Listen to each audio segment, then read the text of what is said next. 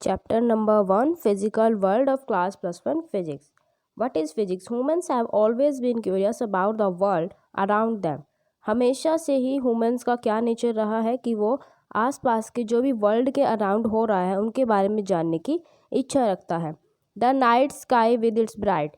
जब भी रात की हम देखते हैं, रात में आसमान को देखते हैं, जैसे कि तारे आपको दिखाई देते हैं या फिर चांद आपको दिखाई देता है, उन सभी के बारे में क्या करता है ह्यूमन सोचता रहता है. कब से सोचता रहता है? सिंस टाइम इमॉर्टल, मीन्स जब से ये दुनिया बनी है. The regular repetition of the day and night. Regular means बार बार दिन और रात ऐसे रेगुलर होता रहता है. The annual cycle of seasons. Seasons बार बार आते रहते हैं, मीन्स गर्मी सर्दी, ये ऐसे सीजन क्या होते हैं, गर्मी सर्दी वर्षा, ये सीजन क्या आते रहते हैं. द एक्लिप्स मतलब ग्रहण, जो ग्रहण लगता रहता है, सूर्य ग्रहण या फिर चंद्र ग्रहण. The tides, the volcanoes, the rainbow have always been a source of wonder. Tides मतलब ज्वार भाटा आते रहते हैं, वोल्केनोज ज्वालामुखी, रेनबो जो इंद्रधनुष बनता है वर्षा के बाद. ये सारे के सारे जो सोर्सेज होते हैं ये हमें हैरान कर देने वाले होते हैं. नेचर में इतनी सारी सोर्सेज होते हैं जो कि ह्यूमंस उनके बारे में सोचता रहता है कि ऐसा कैसे होता है. तो साइंस के थ्रू इनकी स्टडी की जाती है. The world has an astonishing variety of material. मतलब इसमें बहुत सारी ऐसी चीज़ें हैं जो कि हमें क्या बताती हैं, अलग अलग रीजन्स के बारे में बताती है. हमारी लाइफ में जो वर्ल्ड में जो अलग अलग बिहेवियर अलग अलग जगह पर अगर आप जाते हो तो अलग अलग बिहेवियर वर्ल्ड का दिखाई देता है. The inquiring and imaginative human mind has responded to the wonder and awe of nature in different ways. इंसान के दिमाग में हमेशा ही कल्पनात्मक चीज़ें आती रहती हैं जो कि हमें क्या इंक्वायरी करने के लिए मजबूर कर देती है, मीन्स नेचर के बारे में कि नेचर में ऐसा क्यों हो रहा है.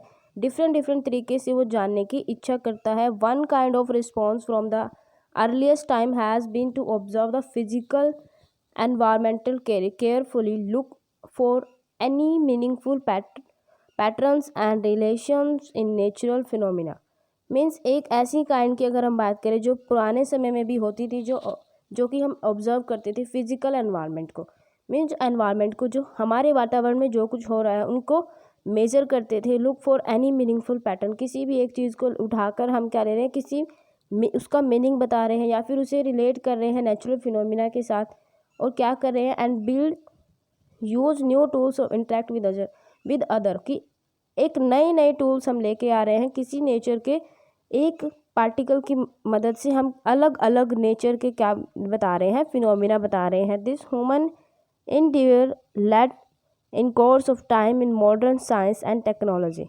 ये क्या बताती है, मॉडर्न साइंस की तरफ हमें लेके जाती है, जो कि पुराने टाइम में कौन सी साइंस थी आपकी, जो मॉडर्न साइंस जो आजकल है वो ऐसी नहीं थी. उस टेक्नोलॉजी को ह्यूमन क्या करती है, आगे लेकर जाती है. द वर्ल्ड साइंस, ये जो साइंस वर्ड आपका आया है बेसिकली कहाँ से आया है, लेटिन वर्ड है जो होता है साइंटिया, और जिसका मतलब होता है टू नो, मीन्स जानना, किसी चीज़ के बारे में जानना. संस्कृत वर्ड विज्ञान, मीन्स जो कि विज्ञान हम बोलते हैं हिंदी में, इस साइंस को क्या बोल दिया है संस्कृत में ही, विज्ञान. एंड अरेबिक वर्ड में इसे बोलते हैं इल्म. ये इसका मतलब क्या बताया गया कि साइंस को अलग अलग भाषा में कैसे बोला जाता है, लेकिन उन सब का मतलब क्या होता है, नॉलेज, मीन्स ज्ञान की प्राप्ति करना. सब का मतलब यही है कि किसी चीज़ के बारे में जानना. साइंस क्या है, एक ब्रॉड सेंस है, is old age human species. जितनी भी पुरानी अगर हम चीज़ें देखें तो हर एक जगह पर क्या थी, साइंस थी. The early civilisation of Egypt, अगर हम पुरानी सभ्यता देखें, इजिप्ट की सभ्यता जो सिंधु घाटी सभ्यता थी, इंडिया की देखें China, Greece, Mesopotamia and many other made vital contribution to its progress. Science के प्रोग्रेस में ये इन्होंने बहुत ज़्यादा कंट्रीब्यूशन किया है. From the 16th century onward, 16th century के बाद की बात है ये, 16th सेंचुरी के बाद great strides were made in science of Europe. Europe में क्या हुआ, साइंस की ज़्यादा प्रोग्रेस होने लग गई by the middle of the 20th century. अब 20th सेंचुरी के मिडल में आते आते क्या हुआ, साइंस ने क्या लिया, एक ट्रूली इंटरनेशनल इंटरप्राइज ले लिया, मीन्स इंटरनेशनली वो क्या बन गई, अलग अलग देशों के लिए साइंस क्या बन गई, एक रैपिड ग्रोथ बन गई। सभी के लिए अलग अलग कल्चर की, कंट्रीज़ की, सबने कंट्रीब्यूट किया इस साइंस को बढ़ावा देने के लिए। So what is science and what is so called scientific method. So science होता क्या है और इसे हम साइंटिफिक मेथड क्यों बोलते हैं। Science is a systematic attempt to understand natural phenomena.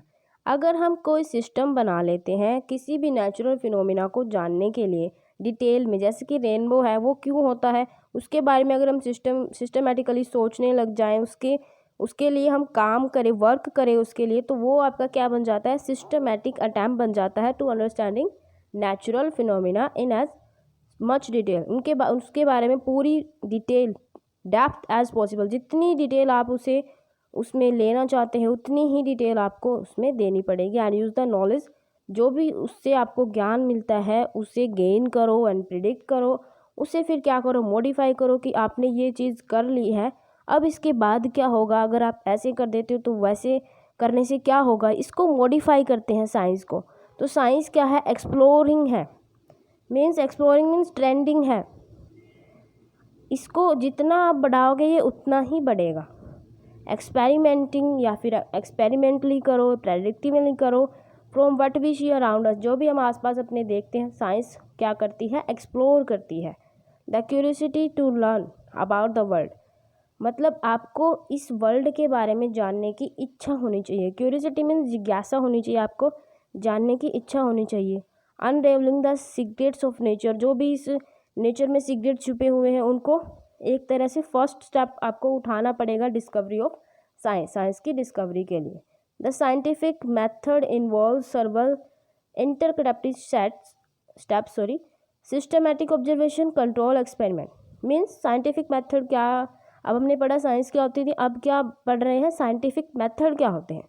Scientific method में जो फर्स्ट मेथड आता है सिस्टमैटिक ऑब्जर्वेशन, पहले तो आपको एक सिस्टम बनाना पड़ेगा, उसके थ्रू ऑब्जर्वेशन करनी पड़ेगी, ऑब्जर्वेशन करने के बाद उसके ऊपर एक्सपेरिमेंट करने पड़ेंगे। एक्सपेरिमेंट मीन्स उसे एक्सपेरिमेंट को कंट्रोल भी करना होगा कि अगर हमने कुछ ऐसा डाल दिया तो उसे उसका नुकसान भी हो सकता है, तो उसको कंट्रोल करने होंगे एक्सपेरिमेंट जो भी आप कर रहे हो। और क्वालिटेटिव मीन्स उसकी क्वालिटी क्या है। क्वांटिटेटिव रीजनिंग मीन्स आप उसकी क्वांटिटी देखो क्या है जो आप ले रहे हो। मैथमेटिकल मॉडलिंग, जो भी मैथमेटिकल टर्म्स उसमें आ रहे हैं उसके ऊपर मॉडल बनाओ, प्रेडिक्शन करो। एंड वेरिफिकेशन और फाल्सिफिकेशन का मतलब ये है कि आप उसे चेक करके देखो कि क्या जो वैल्यू आप जो थ्योरी कर रहे हो वो गलत है या सही है। Speculation and conjecture means, speculation means अनुमान लगाना कि जो आपने पहले जो अनुमान लगाया है क्या वो सही है। कंजेक्टर मीन्स जो पूर्व अनुमान जो आपने पहले लगाया था, और अनुमान जो आपने अब लगाया है। Also have a place in science, ये सब चीज़ें भी साइंस में मैटर करती है। मीन्स अगर आप कोई खोज कर रहे हो, कोई भी साइंटिस्ट जिसने खोज की है वो ये सब चीज़ें सोचता है, ठीक है, तो वो पहले यही सोचेगा कि पहले पूर्व अनुमान लगाएगा, कंजेक्टर करेगा, उसके बाद ही तो वो स्पेकुलेशन पे जाएगा जो कि उसने अनुमान लगाया था क्या वो सही है। But ultimately a scientific theory to be acceptable, अगर वो साइंटिफिक थ्योरी बन जाती है तो वो एक्सेप्टेबल होगी, must be verified bye relevant observation और एक्सपेरिमेंट। मतलब जो एक्सपेरिमेंट से जो वेरीफाई होके आएगी वो आपकी क्या बन जाएगी, एक साइंटिफिक थ्योरी बन जाएगी, जिसे एक साइंटिफिक थ्योरी का नाम दे दिया गया है। There is much philosophical debate about the nature and method of science that we need not discuss here. बहुत ऐसी चीज़ें हैं जो कि हम यहाँ नहीं डिस्कस करेंगे, क्योंकि यहाँ पर साइंस के ऊपर क्या बन जाएगी, डिबेट बन जाएगी, जैसे कि आपके न्यूज़ में होता है डिबेट बन जाती है, इस तरह इसकी बात हम नहीं करेंगे, ये साइंटिस्ट का काम है। The interplay of theory and observation और एक्सपेरिमेंट मीन्स थ्योरी और ऑब्जर्वेशन क्या होती है, एक बेसिक पार्ट होती है प्रोग्रेस ऑफ साइंस। मीन्स जैसे कि आप पेपर देते हो वहाँ पर आप थ्योरी करते हो, थ्योरी का अलग पेपर होता है, और एक्सपेरिमेंट जो लैब में होता है प्रैक्टिकल उसका अलग पेपर होता है। तो थ्योरी और प्रैक्टिकली दोनों रिजल्ट आपके अलग अलग आते हैं। तो ये दोनों आपकी क्या होनी चाहिए, प्रोग्रेस में होनी चाहिए, तभी साइंस को हम बता सकते हैं। Science is our dynamic, science क्या होती है, डायनामिक होती है। There is no final theory, कोई भी थ्योरी फाइनल नहीं कह सकते कि अगर एक थ्योरी बना दी किसी भी साइंटिस्ट ने कि वो है फाइनल, उसको हम फाइनल मान रहे हैं, इसके बाद कोई थ्योरी नहीं बनेगी, ऐसा नहीं होगा। क्योंकि ऐसी कोई भी थ्योरी नहीं बनी है जो कि अनक्वेश्चनेबल हो, मीन्स जिसमें आपका कोई भी क्वेश्चन नहीं उठता हो किसी भी साइंटिस्ट के अगेन, ठीक है। As observation improve in detail and precision और एक्सपेरिमेंट यील्ड न्यू रिजल्ट, मतलब जैसे ही आप ऑब्जर्व करोगे, उसके ऊपर डिटेल में स्टडी करोगे, आप उस एक्सपेरिमेंट को परफॉर्म करोगे, थ्योरी को समझोगे अच्छे से, उसके बाद ही आप क्या कर सकते हो, देखोगे कि आप क्या ये थ्योरी एक्चुअल में सही है। फिर भी उनमें क्या आएगा, कुछ ना कुछ क्वेश्चन रह जाता है जिससे कि हम क्या कर सकते हैं, मॉडिफिकेशन कर सकते हैं, मीन्स उसे सही करके लिख सकते हैं। मॉडिफिकेशन मीन्स उसे सही करके लिख सकते हैं। समटाइम जो मॉडिफिकेशन है वो ड्रास्टिक नहीं होती है, सही नहीं होती है एग्जिस्टिंग थ्योरी। जैसे कि हम बात करते हैं केपलर, जॉनसन केपलर ने क्या बताया था, प्लैनेटरी मोशन के बारे में बताया था, जो कि किसने किया था, टाइको ब्रा ने। शुरुआत किसने की, खोज किसने की, टाइको ब्रा ने, लेकिन उसको मॉडिफाई किसने किया, केपलर। उसके बाद है हेलोसेंट्रिक थ्योरी, मीन्स जो जहाँ पर आपका जो सन है वो सेंटर में होता है सोलर सिस्टम के, उसको किसने बताया था, निकोलस कोपरनिकस ने, और उसको रिप्लेस किया था बाय एलिप्टिकल ऑर्बिट, तो फिर बेटर डाटा उसने प्रोवाइड किया था, मीन्स मॉडिफिकेशन हो रही है यहाँ पर। ओकेजनली अगर हम देखें, the exciting theory is simple unable to explain new observation, मतलब ऐसी कोई भी थ्योरी नहीं बनी है जिसको हम दोबारा से हम ऑब्जर्व नहीं कर सकते, या हम उसे क्या नहीं कर सकते, मॉडिफाई नहीं कर सकते। This causes a major upheaval in science, ये क्या है, अपहेवल है साइंस के अंदर। In the beginning of the 20th century, 20वीं सदी के शुरुआत में क्या हुआ, it was realise that Newtonian mechanics till then a very successful theory could not explain some of the basic feature of atomic phenomena.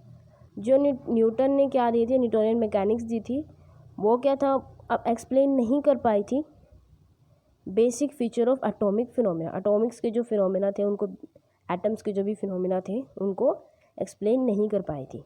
लेकिन similarly then the accepted wave picture of light fail to explain the photo electric effect properly. This led to development of a radically new theory quantum mechanics to deal with the atomic and molecular formula।